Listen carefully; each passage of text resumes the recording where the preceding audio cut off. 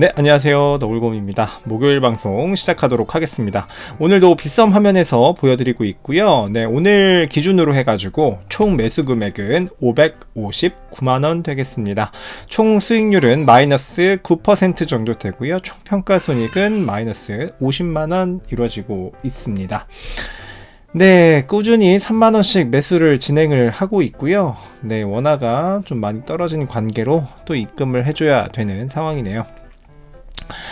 네, 바로 뉴스로 들어갈 거고요. 네, 뉴스로 들어가기 전에 구독과 좋아요 부탁드립니다. 첫 번째 뉴스 들어갑니다. 자, 7개월 만에 최저치인 금은과 비트코인의 상관관계라고 해서 나와주고 있고요.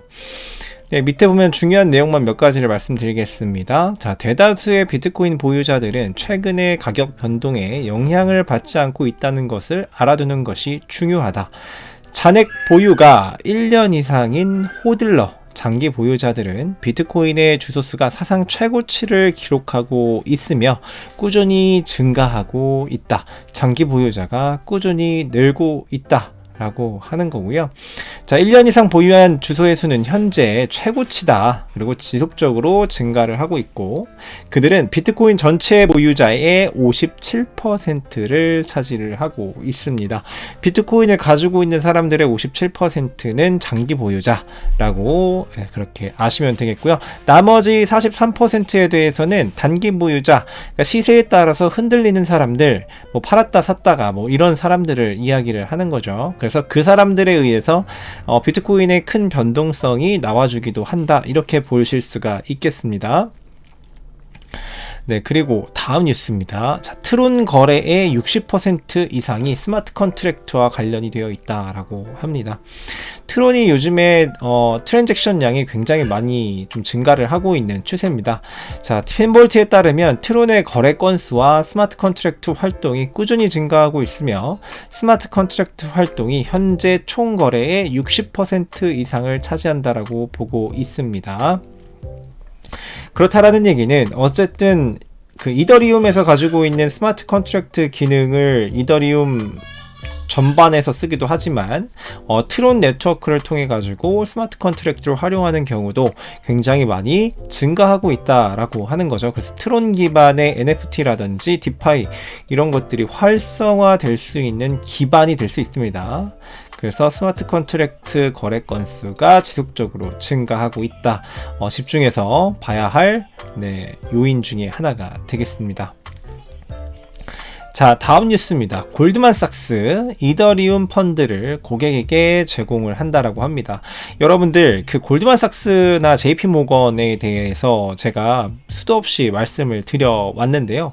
골드만삭스, JP모건 둘 다 그 암호화폐에 대해서 굉장히 안 좋은 의견을 냈다가 또 좋게 얘기했다가 안 좋게 얘기했다가 계속 의견을 바꾸는 그런 회사들이죠. 월스트리트에 있는.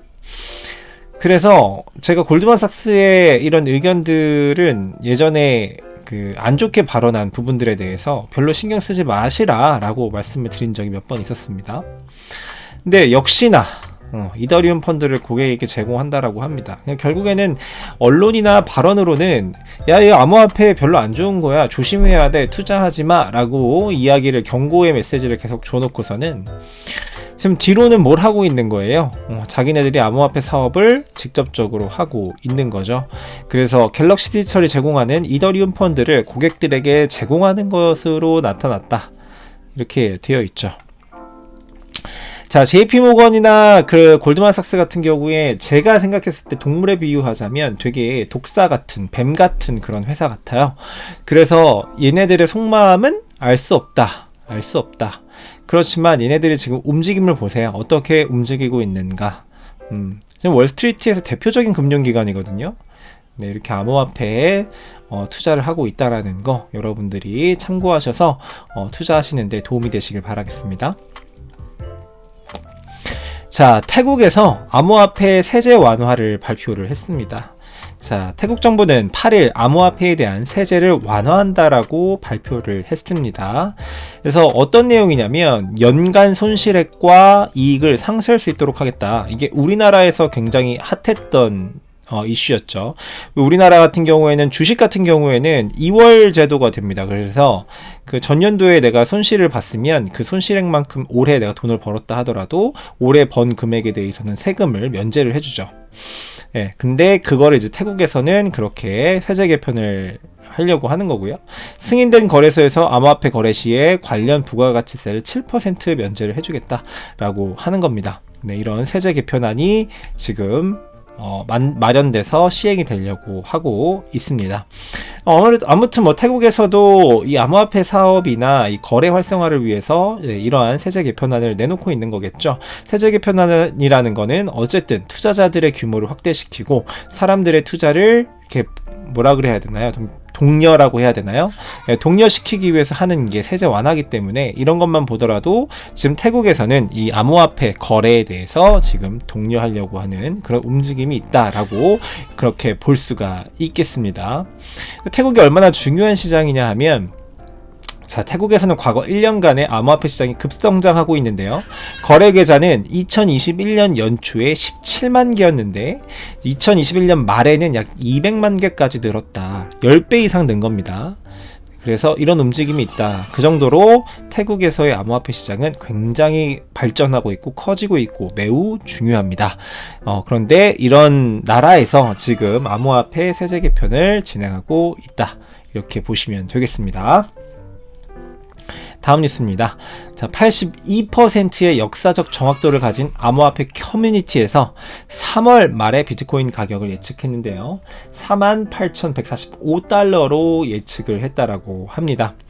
그래서 내용을 보면 이 커뮤니티가 이 정확도가 좀 있다라고 합니다. 그래서 역사적 정확도를 이 커뮤니티에서 예측하는 그 암호화폐 가격 에 대한 역사적 정확도를 보면 82%를 기록하고 있다라고 해가지고 사람들의 기대를 굉장히 좀 받고 있다, 그렇게 보시면 되겠습니다. 그래서 3월 말까지 48,000달러 정도를 예상한다, 이렇게 참고하시면 되겠고요.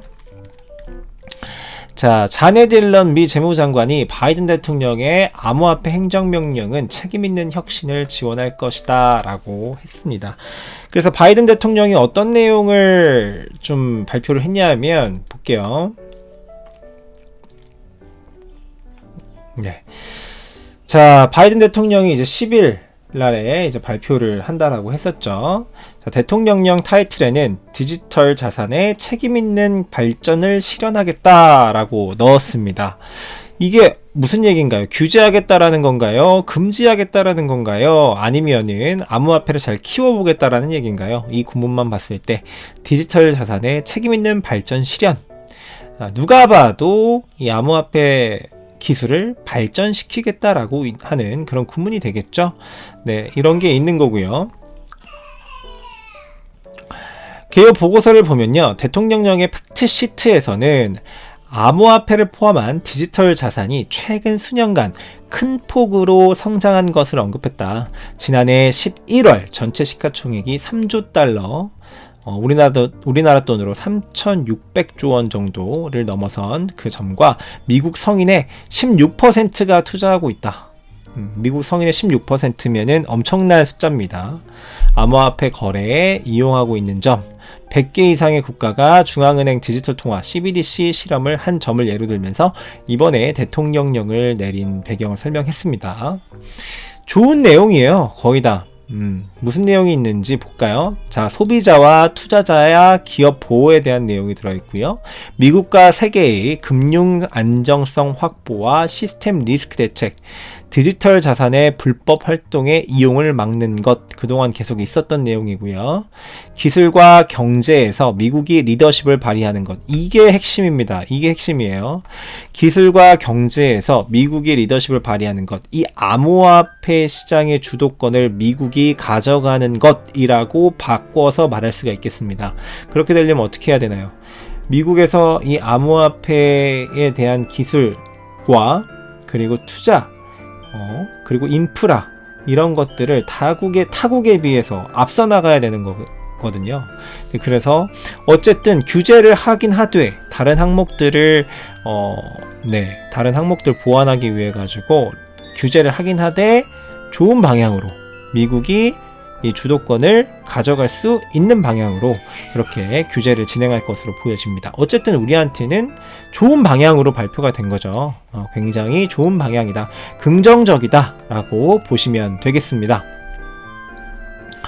자, 다음 뉴스.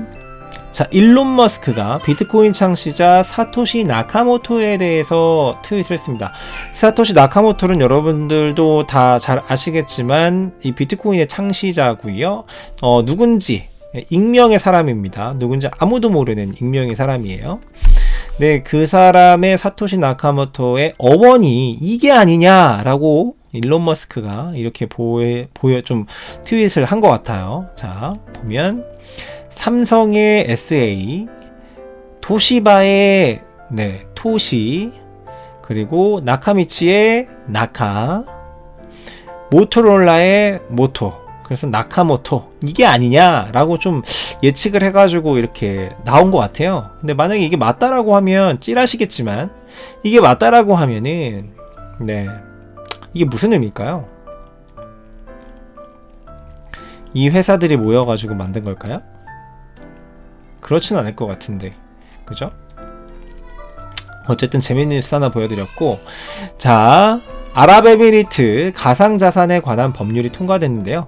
내용 중에 하나는 미래는 가상자산을 설계하는 자의 것이다 라고 추격해서 말할 수가 있겠습니다. 내용을 보면 아랍에미리트 정부가 가상자산법을 통과시켰고 현재 이 새롭고 빠르게 성장하는 글로벌 산업의 세계 설계에 참여하려고 한다라고 트윗을 했습니다. 그래서 아랍에미리트 셰이크는 미래는 가상자산을 설계하는 사람들의 것이다. 중요한 포인트입니다. 자, 미래는 가상자산을 설계하는 사람들의 것이다. 이 사람들이 세계를 주도하게 될 것이다. 암호화폐가 세상을 이끌게 될 것이다. 라고 하는 이야기로 보시면 되겠습니다. 여러분들은 가상자산을 이끌어가는 투자자들 중에 한 명이 되는 거죠. 오늘 뉴스가 많아가지고요. 좀 빠르게 좀 설명을 드렸고,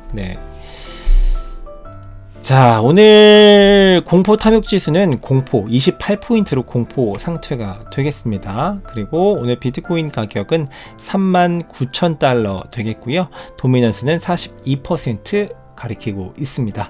오늘 김치 프리미엄은 1.26%입니다. 굉장히 착한 비트코인 김치 프리미엄이 되겠고요. 자, 오늘 비트코인 선물 시장은 롱 포지션이 70%, 숏 포지션이 30% 기록하고 있습니다. 네, 오늘도 좀 생각보다 영상이 길어졌는데 너무 빨리 진행하다 보니까 좀 제가 말을 좀 이렇게 더듬거나 어리숙한 점이 있었을 것 같은데 이해 부탁드립니다. 네, 여러분들 오늘도 영상 시청해 주셔서 대단히 감사드리고 토요일 실시간 방송에서 찾아뵙도록 하겠습니다. 시청해 주셔서 대단히 감사합니다. 고맙습니다.